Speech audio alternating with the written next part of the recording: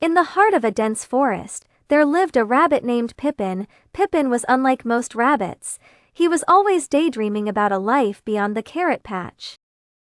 While other rabbits were content nibbling dandelions and burrowing, Pippin yearned for adventure and, admittedly, a bit more sophistication.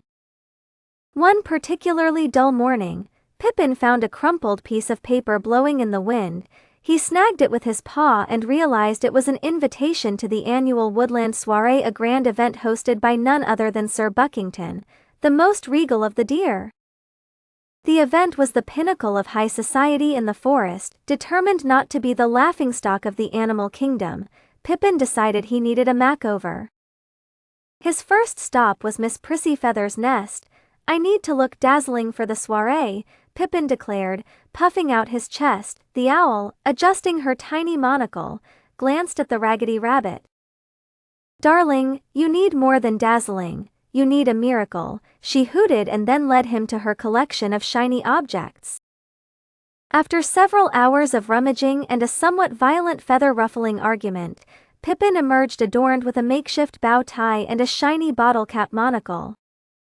Next, Pippin realized he had zero formal training in how to behave at such a distinguished event. Luckily, General Toadsworth, a retired army amphibian, offered him lessons in etiquette.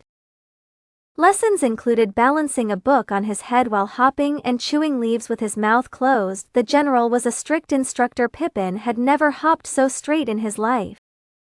On the night of the soiree, Pippin nervously approached Sir Buckington's opulent grove. His new attire and military posture made quite the impression. However, as soon as Pippin entered, a hush fell over the crowd. He had stepped on a whoopee cushion strategically left by the mischievous chipmunks. The laughter was deafening, but Sir Buckington, always the gracious host, clapped his hooves together and declared, "A splendid entrance, my lad."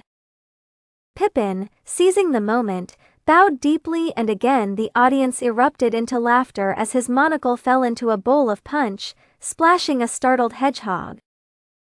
Despite the shaky start, Pippin's spirited charm won over the guests.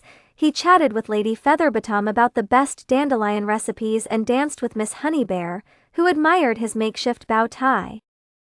By the end of the night, Pippin was the toast of the soiree. He may not have had the finest fur or the sharpest wit, but Pippin's genuine personality shone brighter than any polished gem.